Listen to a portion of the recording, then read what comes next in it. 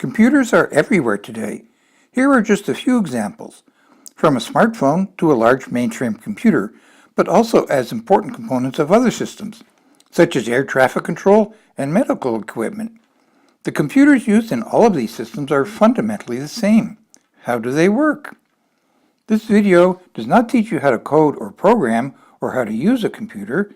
It provides a simple explanation of how computers actually work that anyone can understand.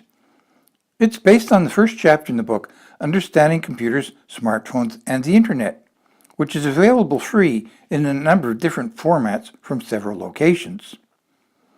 A computer is a machine that reads some input, processes it, and then outputs the results, as shown in this diagram. CPU stands for the Central Processing Unit. This is the brain of the computer. It controls the operations in all the other components. Many computers use an Intel processor chip for the CPU. Smartphones and tablets use a variety of smaller CPU chips from different manufacturers. The CPU generally needs two things, a program and data. A program, also called an app or code, is the list of instructions that tells the computer what to do. Data is the information that a program processes, typically information provided from an input device or from a file in storage. Input includes such familiar devices as a keyboard, mouse, or a touch screen. Output is typically your display screen or a printer. Storage is where programs and data are saved. On many computers, this is a hard disk drive. On smartphones, it is a flash drive. Memory is a special high-speed storage area. It is needed to feed program instructions and data to the CPU, because even a very fast hard disk drive or flash drive is too slow to keep up with the CPU. It is much more expensive than disk storage, so it is much smaller. On a typical mid-range laptop, you might have 8 gigabytes of memory, that's 8 billion bytes, but 1 terabyte of disk storage, that's 1 trillion bytes. All these components are controlled by an operating system, a special piece of software. When you power on a computer, the operating system is copied from files in storage into memory so that it can run in the CPU.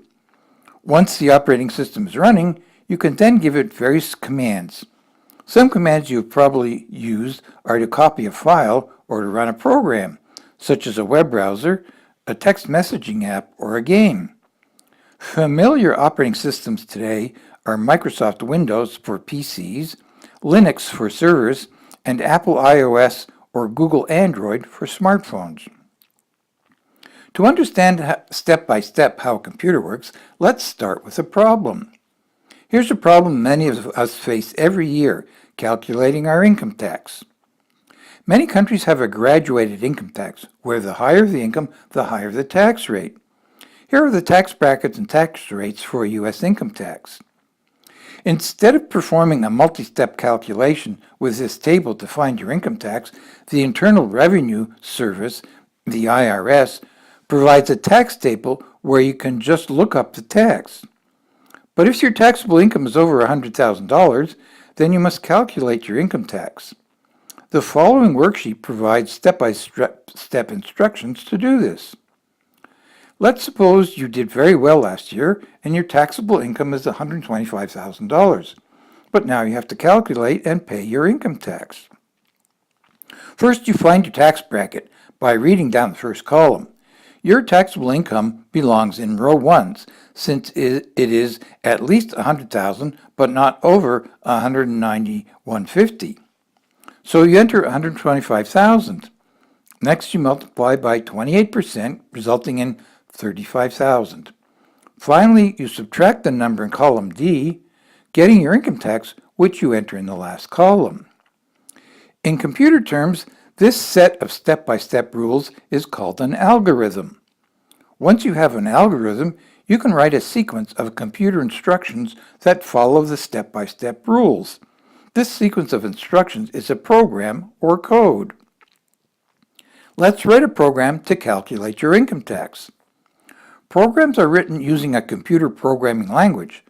For simplicity, we will not show the complete program for all the rows of the tax form, but just the first row.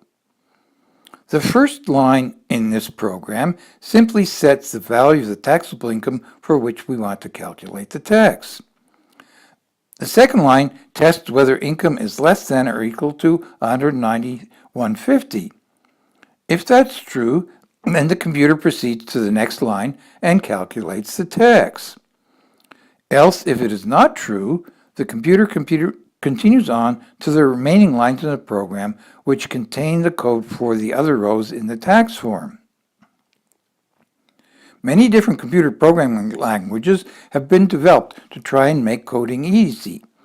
This sample code is generic and does not conform exactly to our particular programming language, but is very similar to many languages such as Java, C, Pascal, Python, and others. You could call this your first Java program. Now the truth must be told. Computer hardware really cannot understand even as simple a program as this. Hardware is not able to perform most of the instructions in any computer programming language. What computer hardware can do is run machine instructions. Machine instructions, or machine code, is much simpler and more fundamental than the instructions in a programming language. So how do you get a computer to run a program written in a programming language? The trick is to translate the program code into machine code. This is done with a special software tool called a compiler or an interpreter. Here's the result of running our program through a compiler. The compiler reads each line of our program on the left and translates it into one or more machine instructions shown on the right. The first instruction is move, M-O-V, which simply loads the income amount into the EAX register. The CPU contains a number of special storage locations called registers. All the operations done by machine instructions can only be done on data that is in one of these special registers. Registers are very expensive to build, so even large computers do not have very many. The second line in our program is translated into two machine instructions. The first instruction, CMP, compares the number in EAX to 191.50. The second instruction, JLE, jump less than or equal, will cause the program to jump, in this case, to line R1, because the number in EAX is less than 191.50. The third line in our program is translated into a series of machine instructions which do the tax calculation, multiply, divide, and subtract, with each result staying in the EAX register. The last instruction saves the final result into a memory location labeled tax. There is still one more step to see the actual machine code that a computer can understand. Actual machine code consists of a series of numbers only. It is very easy to convert this symbolic machine code into actual machine code. Every machine instruction and register have a numeric code. When the code numbers for MOV and EAX are used, we get a machine instruction that is all numeric. We are getting closer, but we are not quite done. That's because inside the computer, numbers are stored as binary numbers, numbers that have only the two digits 0 and 1. Computers are electronic devices composed of electrical circuits. Electricity has only two states, positive and negative. Positive is represented as 1 and negative as 0. So machine code inside the computer is actually a sequence of binary numbers, 1s and 0s. It's very easy to convert numbers to binary. So finally, here's what a machine instruction looks like inside the computer. So you might ask, if machine code is a sequence of numbers, what about programs that do not use numbers? When you enter a Google search, create a post on Facebook, or type a text message, you are using software to process text, not numbers. How is text handled by a computer? The answer is quite simple. Text is converted to numbers using a standard coding scheme called Unicode. Unicode can represent the characters of all languages as numbers. Here's an example of how hello in English is coded compared to hello in Chinese. Now let's look at how the computer runs a program. First, the program must be loaded into memory.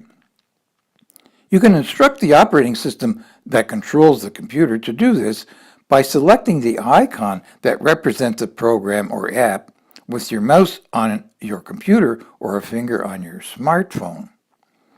The operating system will then copy the program from a file in storage into memory.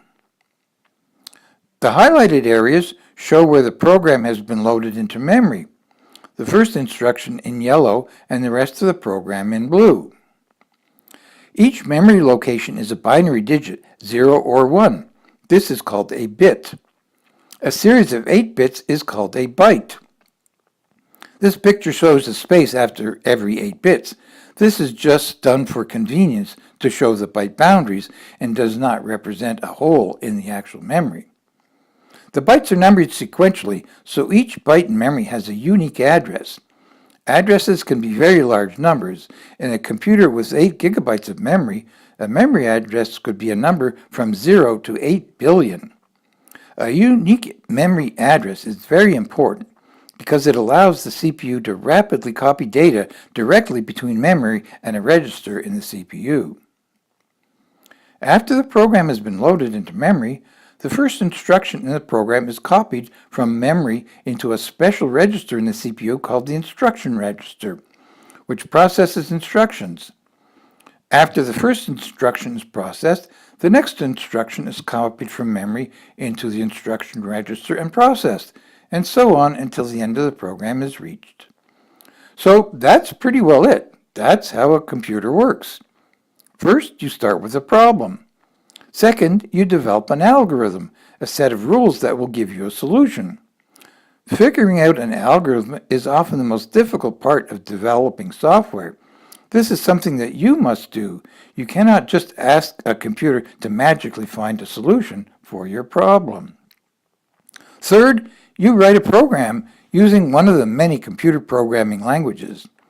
Fourth, you compile the program to translate it into machine code. Finally, you load the machine code into the computer memory so the computer can run the machine instructions. The next video, Part 2, Understanding Computers, Smartphones, and the Internet, explains the fundamentals of computer hardware, how machine instructions are actually designed.